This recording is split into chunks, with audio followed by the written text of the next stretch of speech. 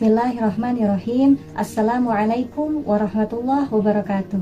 Alhamdulillahilladzi arsala rasulahu bil huda wa dinil haq liyuzhirahu 'alad dini kulli walau karihal kafirun walau karihal musyrikun walau karihal munafiqun.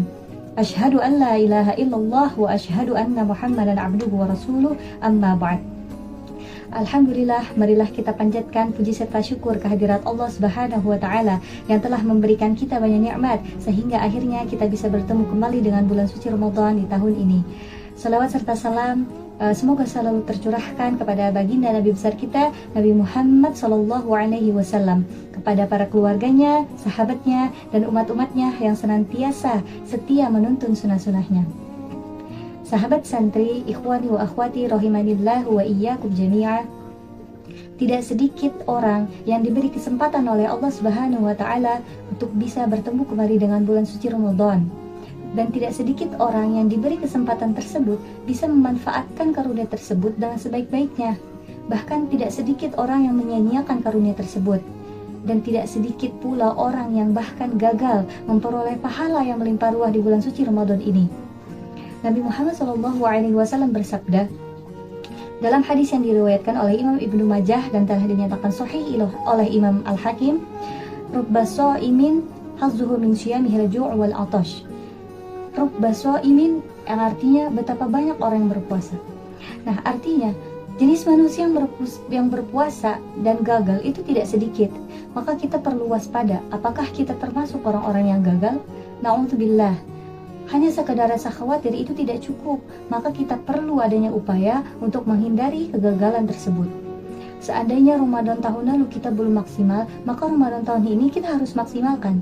Seandainya Ramadan tahun lalu kita belum bisa memaknai Ramadan, maka tahun ini kita harus bisa menjadikan Ramadan kita lebih bermakna. Nah, sesungguhnya dalam hal ini Rasulullah SAW telah memberikan tipsnya bagaimana kita bisa menjadikan Ramadan kita, ibadah puasa kita menjadi lebih bermakna. Sering kita dengar sabdanya, man shoma ramadhana imanan wa ihtisaban ghufira lahu ma taqaddama min dzambi. Barang siapa yang berpuasa di bulan Ramadan dengan iman dan dengan ihtisab, maka diampunilah segala dosa-dosanya yang telah lalu. Hadis riwayat Bukhari dan Muslim. Jadi kalau kita ingin Ramadan kita menjadi lebih bermakna, maka kita ikuti tips dari Rasulullah ini. Yang pertama adalah puasa dengan iman. Nah, telah dijelaskan oleh para ulama bahwasanya orang yang berpuasa adalah orang yang beriman. Harus orang yang beriman, harus orang yang yakin bahwasanya Allah lah yang memerintah dia untuk menjalani puasa di bulan Ramadan. Dia harus penuh keimanan, dia harus penuh keyakinan kepada Allah Subhanahu wa taala. Maka ketika kita memasuki bulan suci Ramadan, kita jangan lupa untuk melakukan amalan-amalan yang bisa meningkatkan keimanan kita. Kita jangan lupa untuk melakukan amalan-amalan yang bisa meningkatkan ketakwaan kita kepada Allah Subhanahu wa taala. Lalu yang kedua adalah berpuasa dengan ihtisaban. Yang dimaksud dengan ihtisaban adalah penuh harap kepada Allah. Kita berpuasa penuh harap kepada Allah. Kita ridho, kita senang menjalani puasa karena ini merupakan kesempatan kita dalam meningkatkan keimanan kita. Ini merupakan kesempatan kita untuk bisa meningkatkan ketakwaan kita kepada Allah.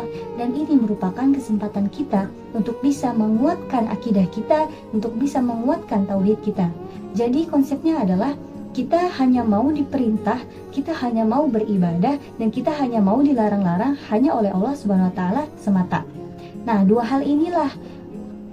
hal pokok yang paling mendasar yang Rasulullah SAW berikan tipsnya supaya Ramadan kita menjadi lebih bermakna. Adapun para ulama juga memberikan kita kiat-kiat supaya Ramadan kita menjadi lebih bermakna. Adapun kiat yang pertama adalah mempertebal rasa tawakal kita kepada Allah Subhanahu wa taala. Tawakal adalah rasa menggantungkan diri, menggantungkan hati dan jiwa kita kepada Allah Subhanahu wa taala. Kita harus merasa bahwasannya kita tidak bisa menghidupkan Ramadan kita dengan amalan-amalan kebaikan, dengan ibadah-ibadah kecuali tanpa adanya bantuan dari Allah Subhanahu wa taala. Maka rasa ini wajib ditumbuhi di dalam hati setiap orang-orang yang mukmin. Sebagaimana firman Allah Subhanahu wa taala di dalam surat Al-Maidah ayat 23, A'udzubillahi minasyaitonirrajim wa 'alallahi fatawakkalu in kuntum mu'minin. Dan hanya kepada Allah lah kalian bertawakal jika kalian orang-orang yang beriman. Lalu kiat yang kedua adalah menjauhi dari hal-hal yang dapat merusak puasa kita.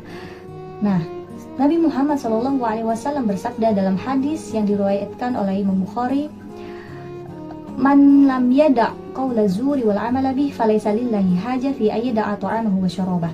Barang siapa yang tidak meninggalkan perbuatan dusta dan pengucapan dusta, maka Allah tidak ingin memberikan dia pahala dari aktivitas meninggalkan minum dan makannya. Maka dari itu kita harus menjaga seluruh anggota tubuh kita dari hal-hal yang dapat merusak pahala kita. Lalu kiat yang ketiga adalah berusaha meraih malam Lailatul Qadar.